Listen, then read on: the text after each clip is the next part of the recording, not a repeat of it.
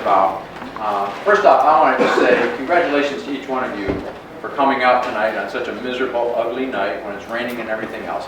That demonstrates that you are interested in being successful in your business and going somewhere. So give yourself a hand. That's awesome.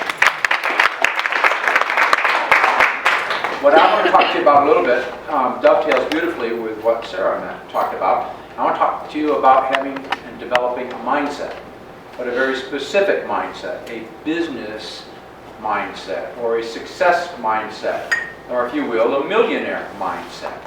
Most of us have been educated in the middle class, and if it comes right down to it, we honestly don't know very much about business, and if we really are honest with ourselves, we really don't know much about money. And I will tell you from personal experience, when I ran a shipyard, I spent a lot of time researching how to run a business. Because despite the fact that I have a master's degree, I didn't know how to run a business. I had to train myself how to do that. Same thing with money. Had it not been for Dave Ramsey and his class, and Rich Dad, Poor Dad, Robert Kiyosaki, and his training on money, I wouldn't have learned and known about money like I do today. So if we're honest with ourselves, we don't know much about running a business or working with money. So tonight I want to talk a little bit about how do we develop that success, that business mindset, that millionaire mindset that we really need to have.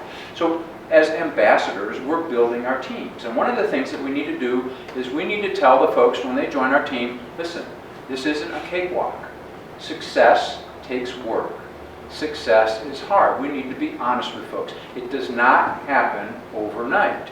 You know, we've heard about folks who have invested maybe in other network marketing companies. Maybe they invested $600, $800, $1,000, and they lost it. And what was the first thing they did when they lost it? Who did they blame? Sarah mentioned it, right? Who did they blame? They blamed the company, right? They said, this company is terrible. I lost $1,000.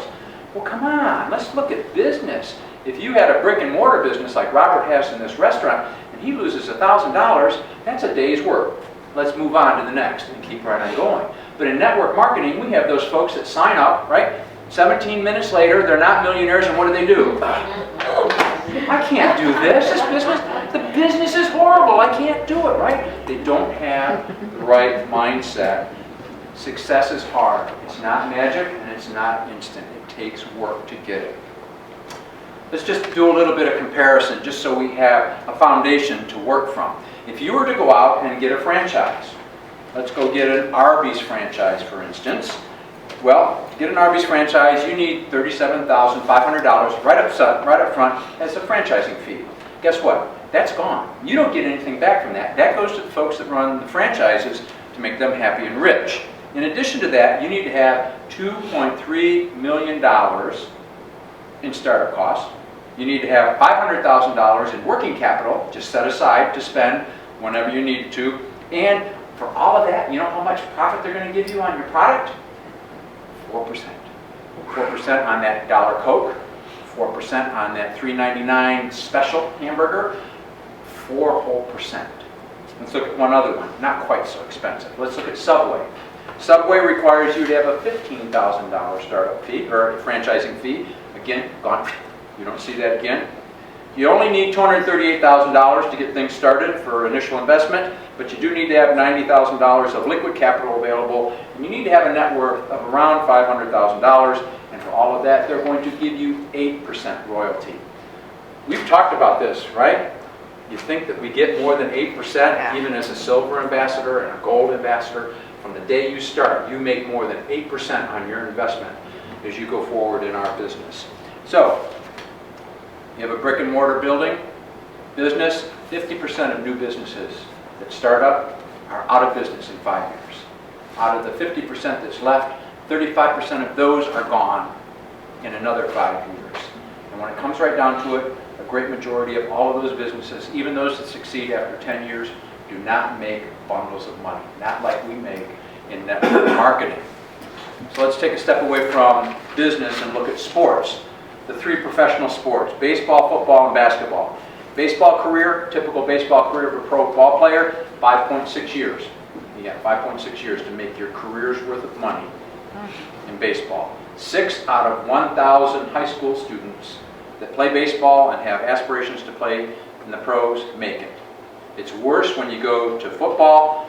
Careers 3.5 years, 8 out of 10,000 high school kids make it into pro football. In pro basketball, a little bit longer, 4.8 years for your career. 0.03% of high school players, or 3 out of 10,000 players, make it into the pros. Our business is incredible when you start comparing it to those kind of statistics. I won't even talk about marriage, right? We don't even go there because that's really hard. And the numbers are amazing. 1970, 72%. 3/4 of the people that lived in the U.S. were married. 2013, it's down to 60%, 59%. The average divorce occurs at year 7. So if you've been married more than 7 years, hooray, maybe. There's other things that may get in the way, but if you've made it through there, that's the major milestone, year 7. If you've been married more than once, chances are 60 to 70% of the second marriage is going to fail, just statistically. So success is hard. It really is. And that's kind of the message I want to bring, is that success is hard. Now, Sarah hit it really well when she talked about if someone on your team fails, there's really 2 responses that person can give. The first one is a very honest personal responsibility one. I screwed up. I didn't do what I needed to do. I failed in what I was doing. The second one is the much more common one. It's the products don't work. The business plan isn't any good. My upline doesn't listen to me.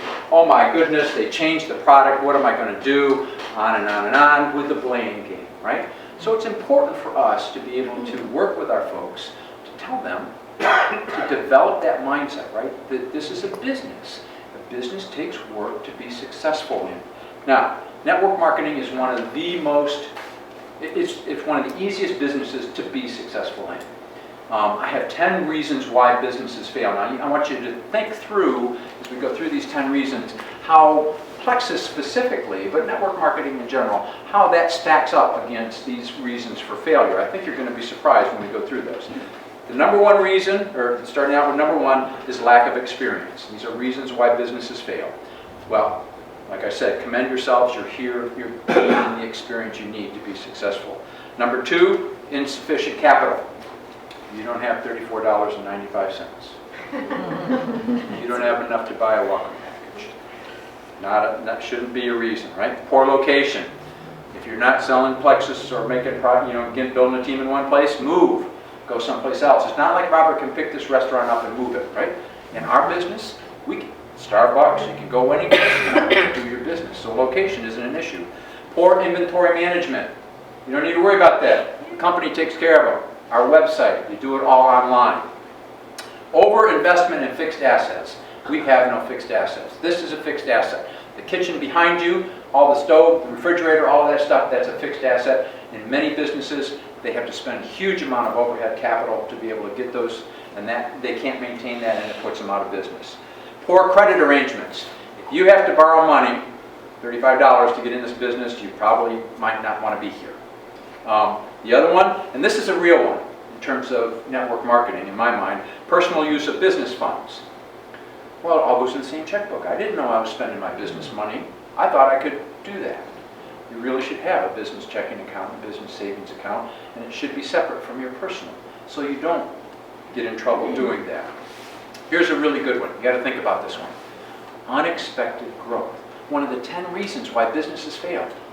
Why are people in business if it's not to grow, right? And we get paid to grow our businesses. So that one's off the table right away. Competition. It's number 9. The only competition we have are distractions. That's the only competition we have. People are distracted, then they're not going to be doing the business. There is no one that has this product line or this compensation plan that competes with us, in the network marketing world. And the last one is low sales. That speaks for itself. Although you can build a team, you can still have low sales, and you can still be successful in network marketing.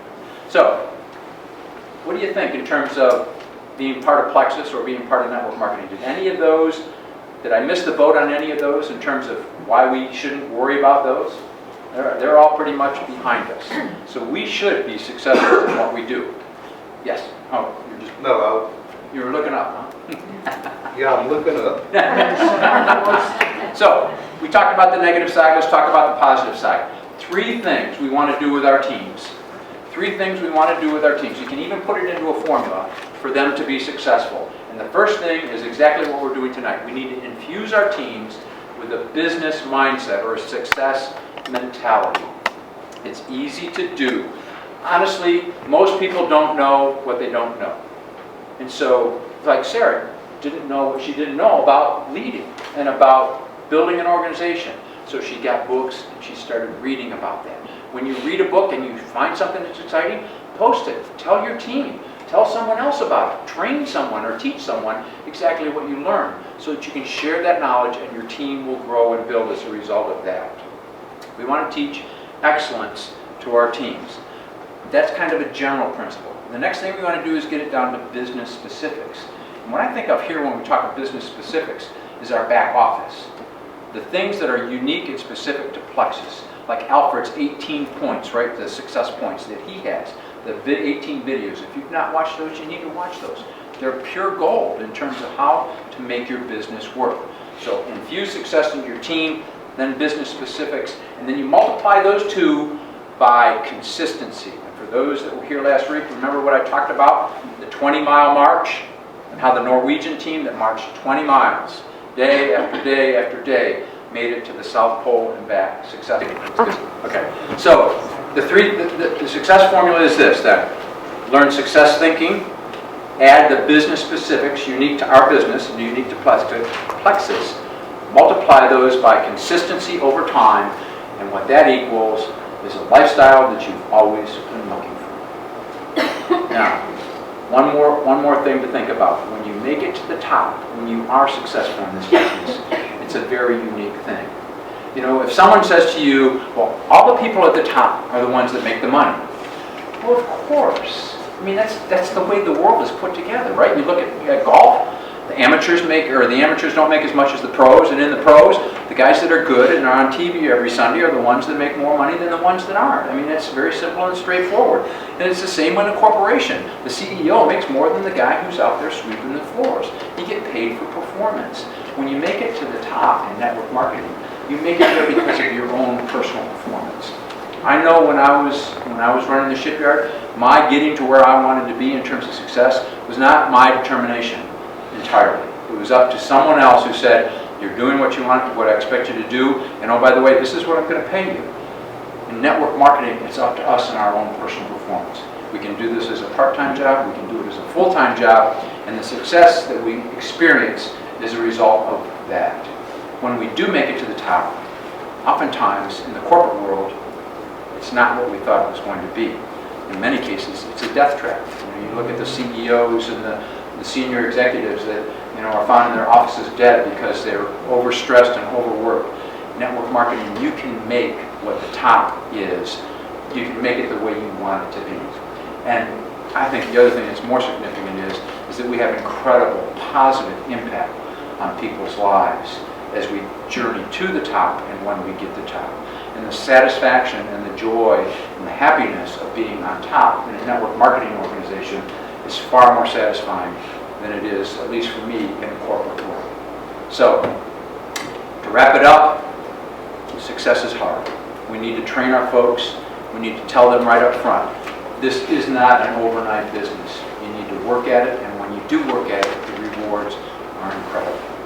And each one of you here should be thankful, or I commend you again for being here on an ugly night like tonight to be able to learn and to grow and develop your business.